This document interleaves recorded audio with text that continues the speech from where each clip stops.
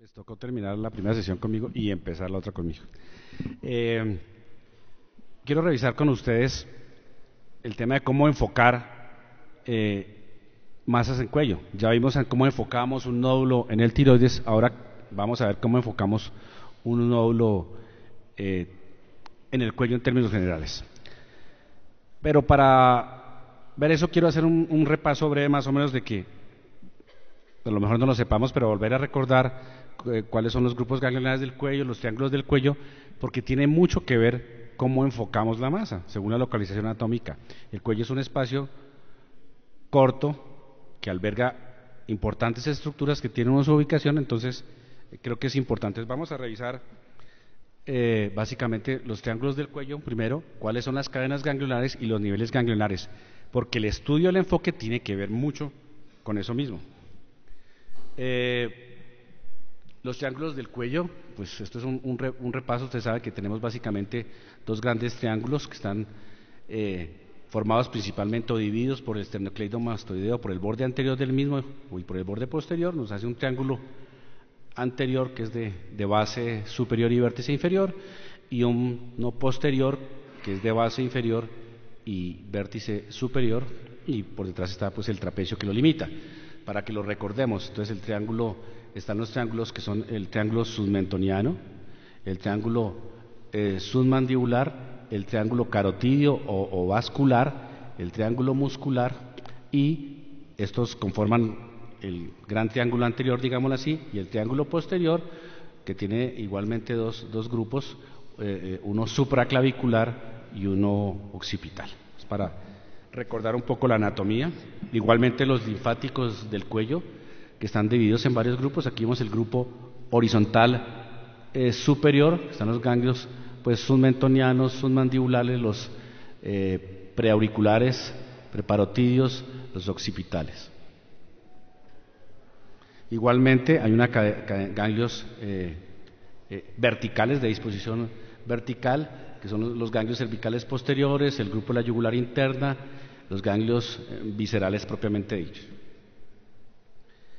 El grupo horizontal e inferior, entonces tenemos ganglios horizontales superiores, los verticales, y el grupo de los horizontales inferiores, que son básicamente los supraclaviculares y los escalenos. Con base en eso, pues establecemos unos niveles ganglionares que van del 1 al 6. El nivel 1, el ganglio, el grupo submandibular, propiamente dicho. El nivel 2, que son los yugulares superiores, que se viene además en A y B, como vamos a ver, los yugulares medios, yugulares inferiores, el grupo 5 que es posterior y el grupo 6 anterior. Además esos ganglios, esos 6 grupos se subdividen, porque es muy importante conocer, porque frecuentemente encontramos lesiones metastásicas en el cuello que no provienen del cuello o que sí provienen del cuello, y que según la localización de los ganglios comprometidos nos ayuda a enfocar qué origen tiene. Entonces los tumores, por ejemplo, del grupo 1 tienen que ver con lesiones en el labio, en el mentón, en las glándulas salivales menores de esta zona.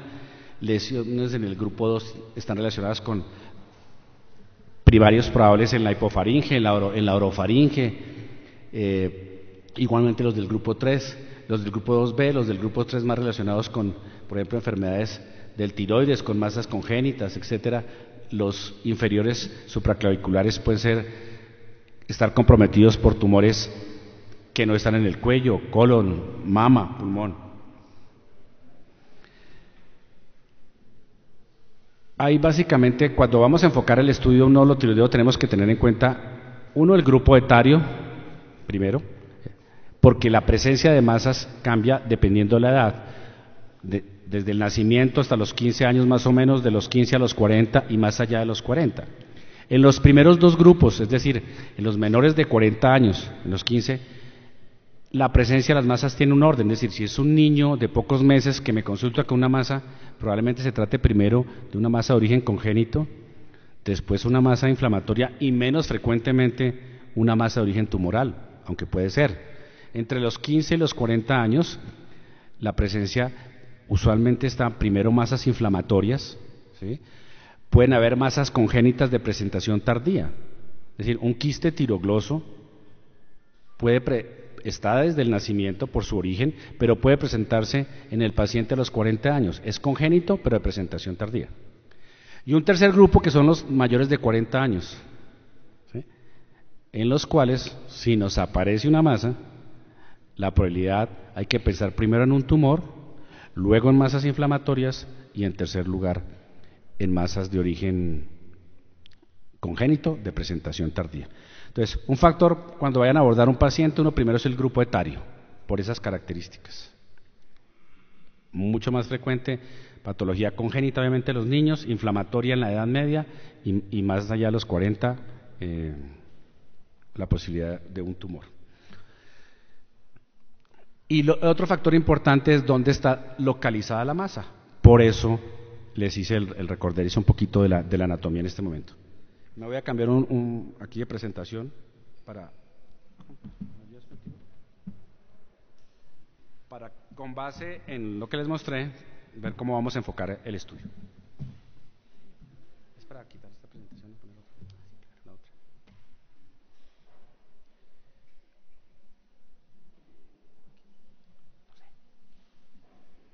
Ya la tenía este hombre. ¿Tú no lo pusiste? Es la de... No,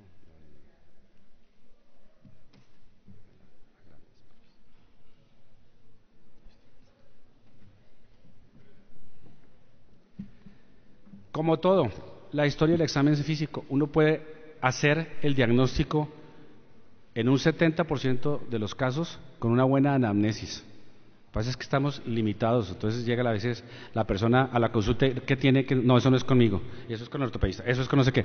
Uno se toma el tiempo y no tenemos el tiempo, pero la historia del examen físico siguen siendo, con base en la historia de la evolución de la enfermedad, la localización anatómica del grupo etario, uno le puede dar el diagnóstico.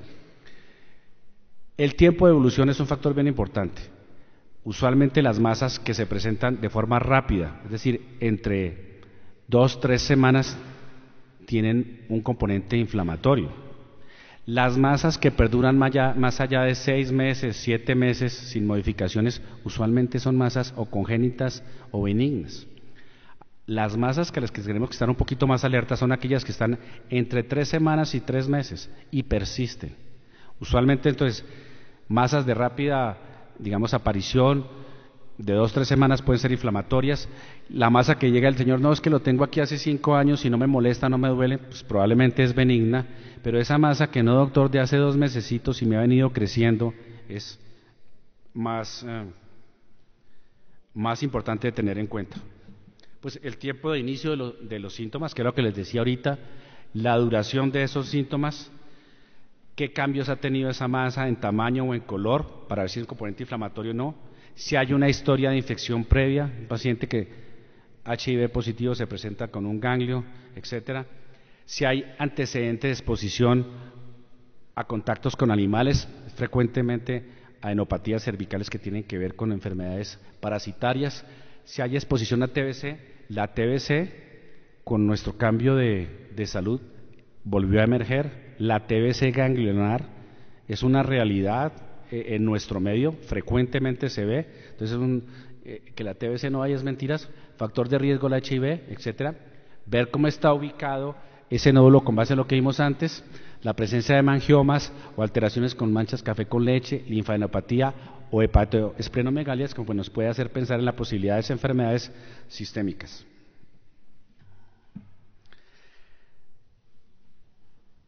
¿Qué estudios de gabinete normalmente tomamos en estos pacientes? Básicamente en la edad infantil un recuento sanguíneo, PPD, se puede hacer un test de VIH, puede ser, con respeto, Sor Teresa de Calcuta, pero hay que pedir HIV cuando uno tiene sospechas de la persona que puede negar que no tiene relaciones, que es un santo, se requiere pedir eso. Escáneres o tomografía según, resonancia también si es necesario y ecografía. Entonces vamos a ver un poquito lo que es la masa en el paciente pediátrico, con base en su ubicación, si es lateral o central, y en base a su consistencia.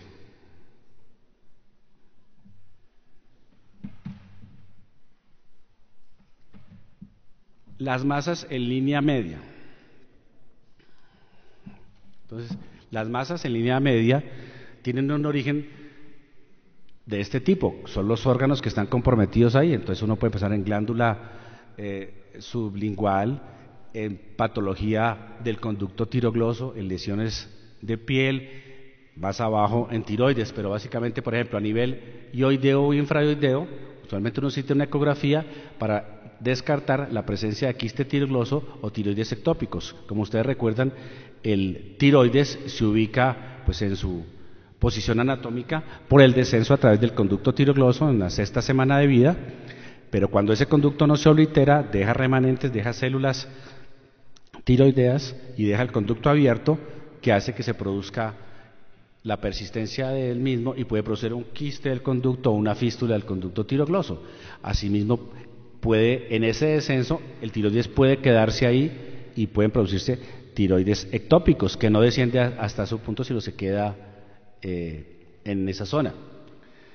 E igualmente pueden presentarse masas y lesiones básicamente de la piel, quistes tipo dermoide, quistes sebáceos, etc. El tiroides en su vida embrionaria, ustedes saben que está descendiendo de esa bolsa ubicada aquí en la posterior, en la base de la lengua, y desciende por el conducto tirogloso. Entonces puede quedarse alojado en cualquiera de estos sitios, bien sea la persistencia del conducto o bien como tiroides ectópico.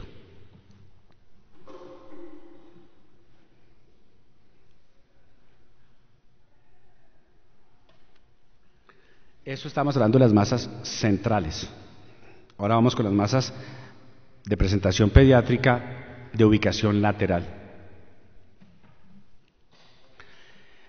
Cuando se presentan esas masas, hay que verlas si esas son masas de consistencia blanda, suave y qué coloración tienen, porque eso tiene que ver. Cuando es una masa de consistencia blanda asociado a cambios dérmicos, debemos pensar en hemangiomas, y dependiendo de los síntomas se observan, esos hemangiomas usualmente resuelven y no requieren ningún otro tratamiento. Cuando son hemangiomas de gran tamaño que pueden interferir con la alimentación o con la vía aérea, puede requerir excisión quirúrgica. Entonces son masas laterales, pues es un poquito más central, masas laterales asociados a cambios en la piel de consistencia blanda. Ustedes saben que desaparecen con la presión los hemangiomas. Igualmente pueden ser únicas o multiloculares y pueden ser secundarios a higromas quísticos, que pueden ser pequeños, se pueden observar, o si son grandes van a excisión. O tumores laterales preauriculares que están relacionados con malformaciones, las hendiduras branquiales, usualmente con fístulas del primer arco, conductos del primer arco. Cuando son laterales anteriores al esternocleidomastoideo, pueden ser masas dependientes de la hendidura branquial o laringoceles. Dependiendo del tamaño de los síntomas, obviamente va a tratamiento quirúrgico. Entonces son masas blandas en el cuello de ubicación lateral. Este es pues un higroma quístico. Masa lateral en el cuello, pero de consistencia más dura o que están por fuera del músculo esternocleidomastoideo, hay que pensar en teratomas o tumores dermoides, o cuando están involucrando el músculo esternocleidomastoideo, son masas intramusculares o tortícolis congénitas. Una de las etiologías de la tortícula son rupturas del músculo que ocasionan fibrosis y cicatriz y producen las tortícolis congénitas.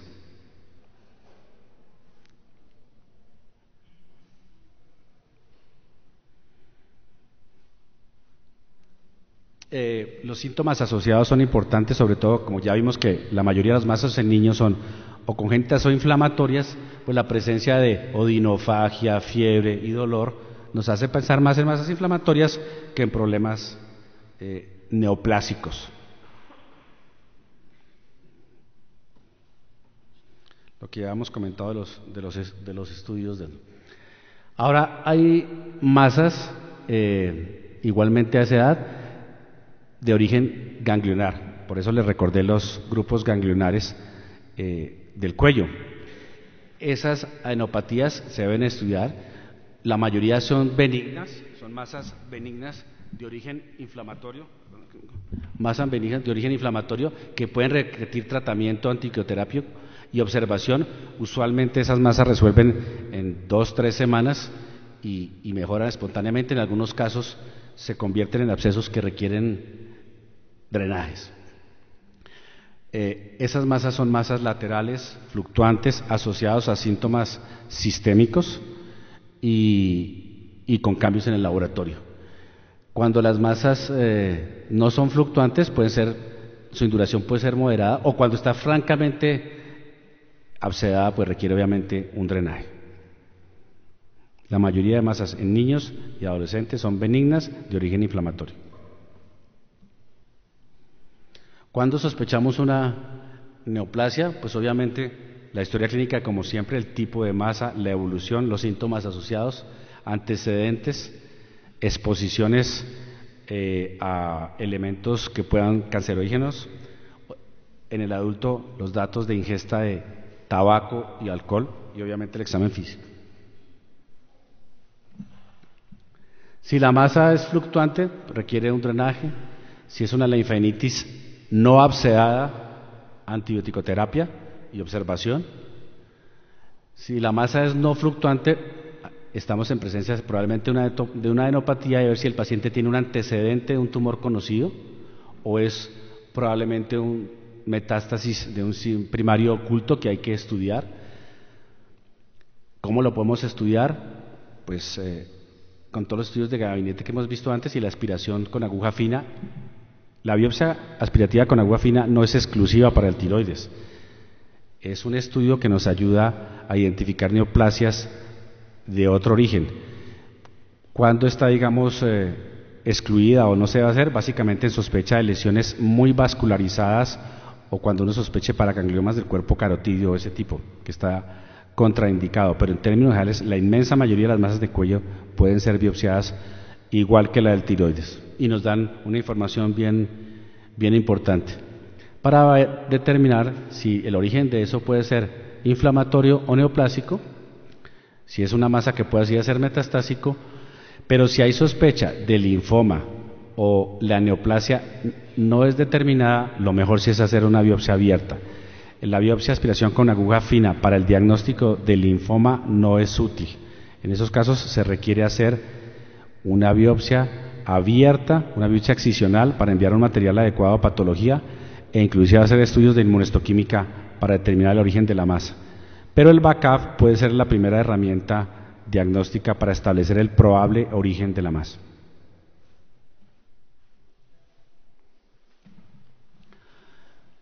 Si tenemos una masa que no es fluctuante, que en el adulto, que es lateral, ya hablábamos del quiste branquial, de las presentas de los paragangliomas. Ustedes saben que el paraganglioma es una masa asintomática que se localiza en el triángulo vascular del cuello, de crecimiento muy lento, insidioso, que da un signo que se llama el signo de la esponja, que es que cuando uno hace presión desaparece y al liberar la presión vuelve y crece. Es frecuente en poblaciones donde estamos, por decirlo así, como hipoxémicos, es decir, en Bogotá, en Pasto, en Quito. No sé, Andrés, qué tan frecuente sea aquí la presencia de paragangliomas en Manizales. ¿Se ve paragangliomas? ¿Tumores de cuerpo carotídeo en Manizales? ¿Sí? ¿Mucho? Es tal vez por el mismo origen. Tumores nerviosos, schwannomas, etcétera, o aneurismas carotídeos. Entonces, una masa lateral. Las masas centrales, pues de origen correlacionados al tiroides, quiste tirogloso, tumores dermoides, y más abajo obviamente tumores tiroideos o paratiroideos, o si la masa es supraclavicular puede estar relacionada con alteraciones vasculares a nivel o metástasis linfáticas. Entonces se acordarán siempre o es muy común el ganglio supraclavicular izquierdo positivo para el famosísimo ganglio de Virchow, que es básicamente esa presentación. Es un ganglio con una metástasis linfática cuyo origen no es en el cuello y que puede ser de un primario conocido o un primario no conocido y puede estar originado tanto en el bronquio, en el tracto gastrointestinal o en el mama o en el tracto gastrointestinal superior. La inmensa mayoría de tumores de cabeza y cuello se encuentran en el cuello y se pueden identificar.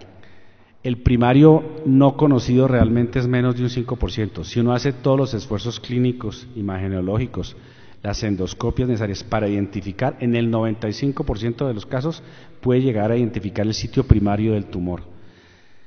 Lo digo porque es que en muchos casos lo envían a uno para biopsia de tumor primario desconocido, y uno ve al paciente no le han hecho una nasofilolaringoscopia, no tiene una endoscopia. Claro, seguramente de entrada la biopsia nos puede dar información, pero lo ideal es tener un diagnóstico antes de proceder a la biopsia, que puede ser más confirmatoria que saber qué me sale.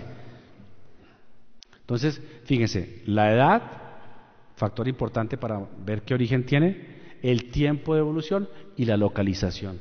Con eso, en la inmensa mayoría de los casos, podemos llegar a un diagnóstico. Eso era todo lo que quería decirles con relación al enfoque. Si hay alguna duda, alguna cosa, estamos prestos. Muchas gracias.